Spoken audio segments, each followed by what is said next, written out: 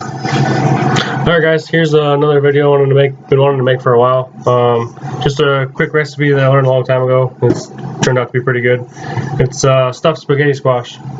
So I'll just show you the ingredients, then I'll take you step by step through how I make mine. You can obviously deviate quite a bit differently, whatever way you want. But anyway, just get a medium to large size spaghetti squash. I'll show you cleaning it out here in a minute. What I stuff it with is going to be ground turkey, just regular lean ground turkey. Normally I use Jimmy Dean sage sausage in the same kind of package. Trying to eat a little healthier, so we're going to use this. I like the Kraft stovetop chicken, chicken flavored stuffing. Just has the best taste to me. Obviously you can use the turkey or the original or whatever. I like to use the diced Hunt's roasted garlic, just like diced tomato chunks or whatever kind of. And then I don't really have a preference with this, just kind of whatever's on sale.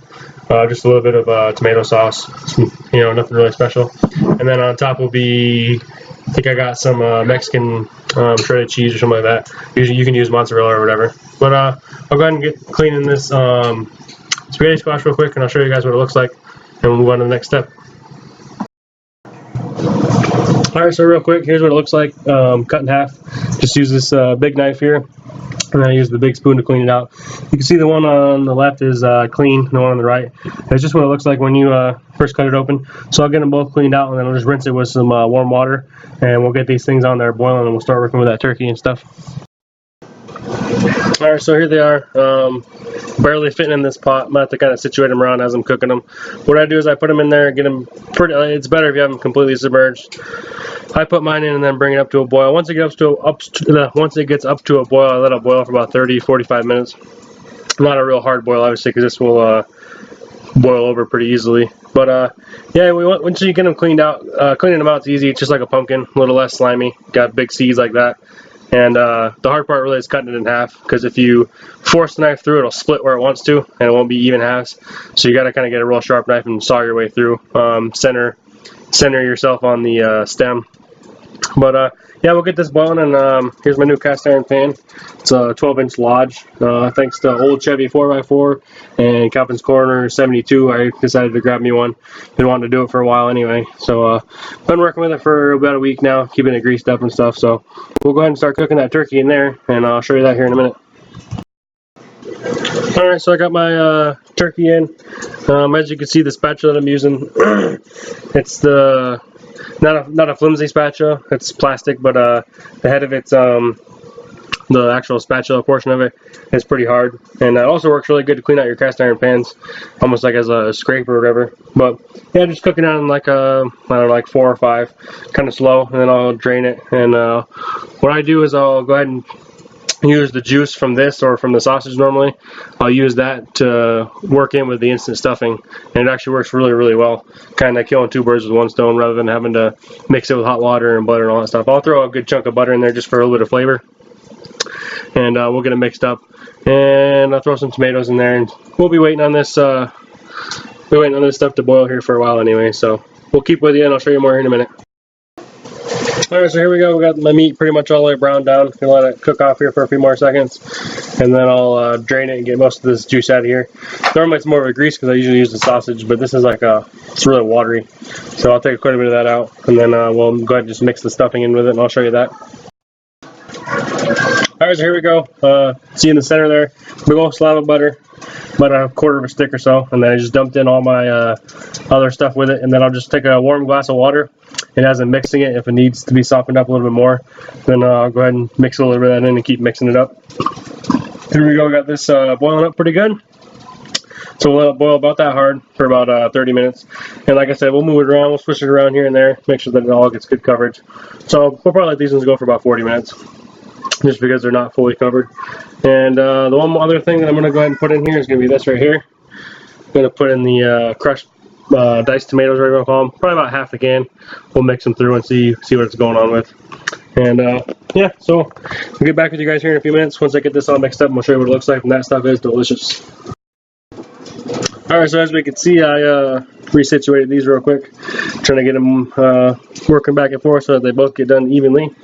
And we got this all mixed up.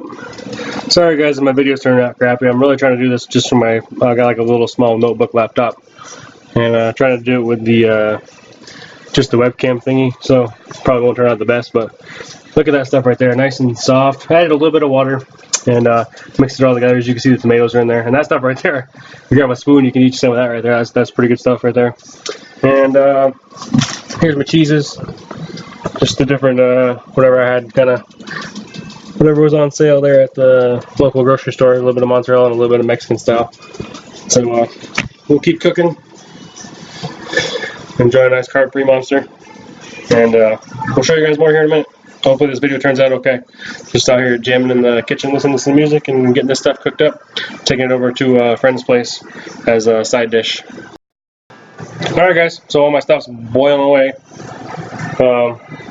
Yeah, well, all my stuff's boiling away. I'm going to take you outside real quick and show you some crazy weather going on. I just got the storm warning or flood warning on my cell phone, and the wife went out to check, see what it looked like. So I'll take you guys out there and show you. It's pretty creepy. Who's that? Dada. That's Wesson. Dada. Yeah. Dada. Dada. So yeah, weather's pretty crazy out. A little nice over there, and really not so nice over there. I don't know how well you guys can see it, but you'll see some. So yeah, we're gonna show you guys what I was watching while I'm cooking here.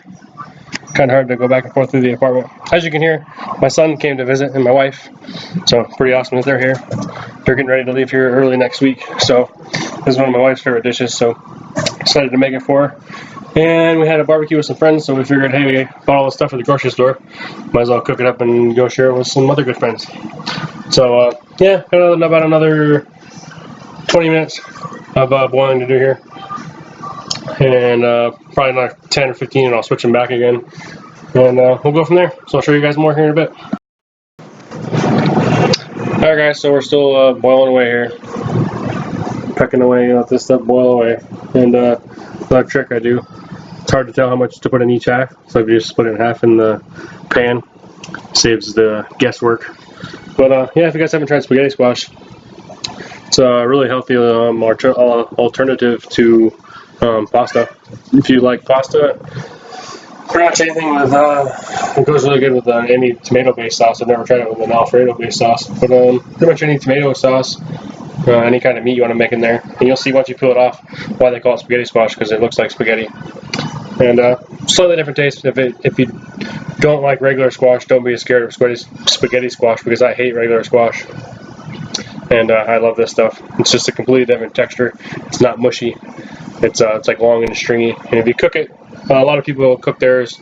My uncle that showed me how to make this recipe, he bakes his for like 3 hours, and to me it turns out a little bit too mushy. And as a cheat, you can boil it, and then I cheated a few times and did it, and I liked it better. So well, about 30-40 minutes, and then yeah, bake it for 15 or 20, and just kind of lets everything run together, and it turns out pretty good. So we'll get back to you guys here in a minute once I get these things stuffed.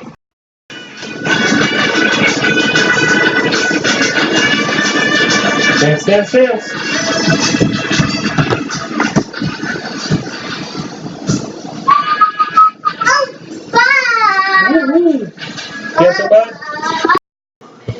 Alright, so these things are about cooked. You can poke them with a fork on the inside and judge how mushy you want yours, or how firm you want them. But mine are pretty well good for my liking. So what I'll do is I'll shut them off, let them cool down a little bit, and then I'll just dump them directly into the sink, turn on a little bit of cold water not to hurt the plumbing, and I'll just fish them out of there. Just helps drain them or whatever, makes it a little easier that way. And then put them on a baking sheet and start stuffing them. So next time you guys see them, they'll be all stuffed, hopefully. Okay, from this point you could just take a fork and pull all that stuff out of the shell and use it just like pasta, pretty much like you would do with any other, linguine or spaghetti type stuff. Make whatever you want with it. But we're going to go ahead and stuff these ones, so I'll show you that here in a second. Alright, so here we are. on the pan. I put one on each end just to help with the ends, making so they're not tippy or whatever. But as you can see, I stuffed all the stuff in there. This one's a little bit more full. You can fill them up even more than that. Normally I do, but this is a pretty good size one. So I'll take my thumb and put a little imprint in here, and just pretty much for looks, I'll take the rest of my probably a third of my can of tomatoes left, and I'll just line them up in the center, just as a nice little kind of looks cool, and adds a little bit more moisture. We'll do that, and we'll pop them in the oven for about 15 minutes. Preheating it at 350 right now, and then I'll pull them out, throw some cheese on, put them in just long enough for the cheese to melt, and then they'll pretty much be ready to eat. Alright, just real quick, got my cast iron pan all rinsed out with, I did with like lukewarm water. Scraped it and rinsed it and kind of like hand washed it, no soap or anything. Just throw it on there at medium heat for about 2 or 3 minutes. Just make sure it's thoroughly dry, and then I'll go ahead and coat it with Crisco. Just want to show you guys that I'm actually using my new pan. Alright guys, so there's about 15 minutes at 350. I don't know if you can tell, I'm starting to crack and stuff like that. So it's starting to get done pretty good. So now I'll just throw my cheese on, throw it back in for a couple minutes, just long enough to let the cheese melt. And then I'll throw it in my other pan, and we'll be off to our friend's house. So I'll show you guys the finished product here in just a second.